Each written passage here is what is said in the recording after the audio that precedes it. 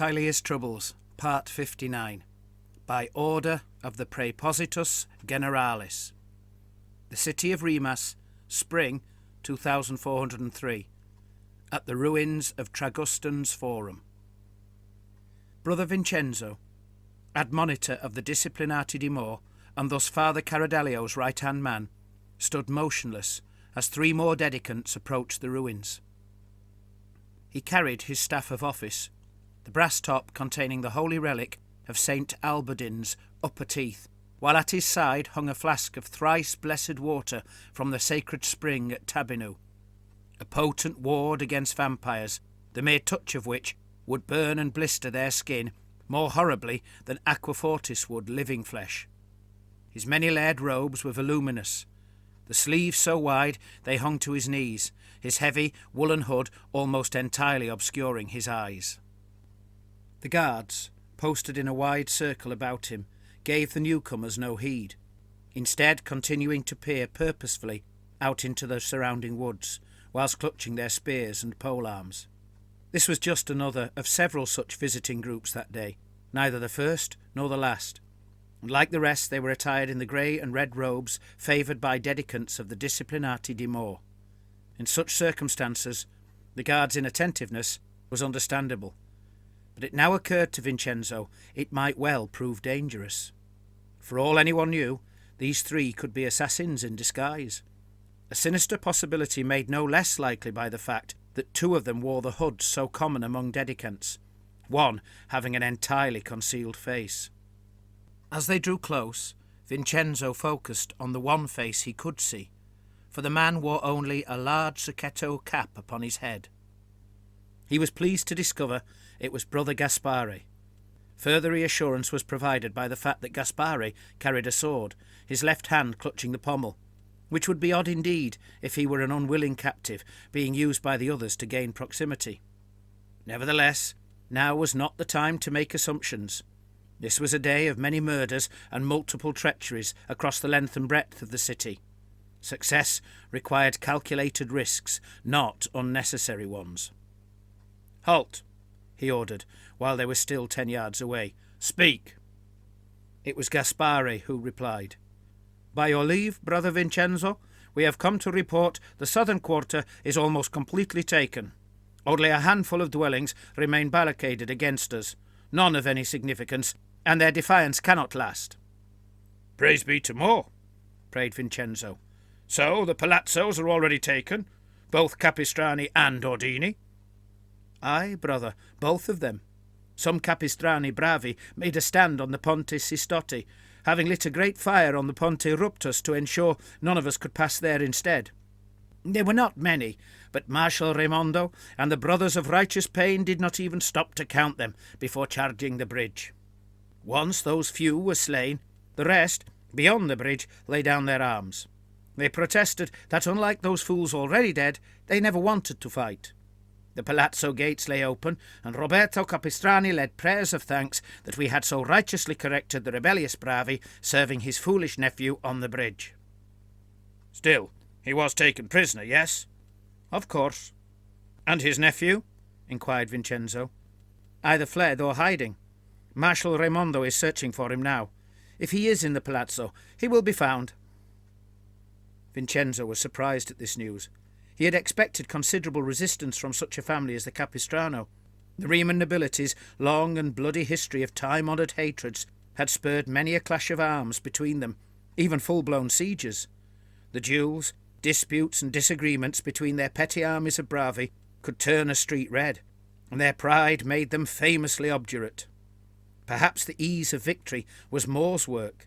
Perhaps the bravi recognised the holy origins of the Dedicatis' fervour, and their fear of Morr proved greater than their pride. Or, somewhat more prosaically, perhaps their numbers were simply depleted, due to many of their own having become dedicants, their loss being the Disciplinati's gain. "What of the Ordini family?" asked Vincenzo. "I myself witnessed what happened there," said Brother Gaspare. "When we approached their palazzo, the Ordini's men came out, armed and armoured, to meet us, No doubt they already had word concerning what happened at the western Palazzos, and knew full well that we did not have gentle intentions." "They came out to fight?" interrupted Vincenzo. "Why do so, instead of barricading themselves in?" "I believe they thought a simple show of strength and the spillage of blood would send us running. We had crossbows, but such was the fighting spirit filling us that several brothers dashed forward to lay into them before any bolts were released. One of their captains ran at Brother Damiano, a furious madness in his eyes, but Damiano simply waited, his axe raised. The captain lost his head when the cut was made. The other bravi faltered, but not our brothers. Half the bravi were killed before another captain, possibly one of Galdio Ordini's sons, ordered the retreat. Such was our fury that before they reached the Palazzo gate a further half of them were slain. They could not hold the gate against us long enough to close it, and we took the palace easily. What few survived are now being held, as are the servants and a number of the family. Old Galdio was not there, nor his sons." "You said one of his sons was in the street." "Possibly, brother, but that man could not be found either." Brother Vincenzo remembered Father Caradalio's words. "Divide and rule, that's the way. We must first foster the factions' mutual distrusts, fan their rivalries, and then, most important of all, when our attack is made, we must ensure they don't have time to coordinate, even if they overcome their disinclination to do so. The moment they realize the danger they are in, it will be too late to unite into any sort of effective opposition." Surely, thought Vincenzo, one or two escaped nobles could not present any sort of real threat later on. Besides, the noble factions were not the greatest threat to the Disciplinati di Morr's capture of the city. "And the Archlector's guard?" Vincenzo asked. "Did they interfere in any way?" It was one of the hooded dedicants who spoke, his voice somewhat muffled as a consequence. "We dealt with them before the attacks were begun. Father Gabriel and myself met Captain Vogel in the first hour of daylight, in the gardens behind Palazzo Montini. The captain said he knew what must be done, pledging himself a true servant of Morr, and agreed to Father Caradalio's terms." "All of them?" "Aye, brother, but he demanded a particular concession." Captain Lupolt Vogel was a mercenary from Nuln, a swaggering bravado who had apparently instilled complete loyalty in his men. That, and the fact that all were veterans skilled in the martial arts, was what made the Archlector's palace guard dangerous. Not their numbers, for they were little more than 100 strong. If the captain had chosen to oppose the Disciplinati's work that day, he could not have prevented their victory, but many more dedicants would have perished by nightfall. Vincenzo was glad to hear that the captain was sufficiently enlightened to recognise and accept Morr's proper and necessary supremacy. Father Caradalio had ordered that an offer of promotion should be made, making Captain Vogel commander of the entire Riemann garrison, and that he be permitted to enlarge his personal company to at least double its current size. In return, the captain was to promise not to interfere with the day's events, nor to assist any faction or individual opposed to the Disciplinati's coup. Vincenzo had not expected the captain to ask for anything else. "What concession?" he asked. "That he and his soldiers be allowed to protect the lectors from harm," answered the hooded dedicant. When Father Gabriel objected, saying that agreeing to such would allow the lectors to act against us, Vogel denied that was so. He said protecting them from harm did not mean permitting their communication with the city's nobility and other factions. Hidden by the shadow of his heavy hood, Brother Vincenzo raised his eyebrows. "So the captain's idea of protection is to make them prisoners?" he asked. "After a fashion. He even suggested that their protection would increase if the lectors expressed any opposition to Father Caradalio, in this way preventing them from taking any action that might lead to their own harm." The mercenary obviously took his contractual vows seriously, thought Vincenzo, having found a somewhat convoluted yet convenient way to follow them by the letter rather than by the spirit. He decided that was something to keep in mind during all future dealings with the man. So far so good, thought Vincenzo. Every report, and almost all had now come in, was of success. There had been a high cost in lives, including many a dedicant lost in service to the holy cause, but the city was almost wholly under Father Caradalio's control. By midnight, the task should be complete. So that as the Morrite lectures met the next day to cast their votes for the new Archlector, they would surely be forced to choose Father Carradalio. To do otherwise would be to fly in the face of common sense, for Father Carradalio, Praepositus Generalis of the Disciplinati di Morr, would control the entire city. He would not be merely the strongest power in Remas, he would be the only power.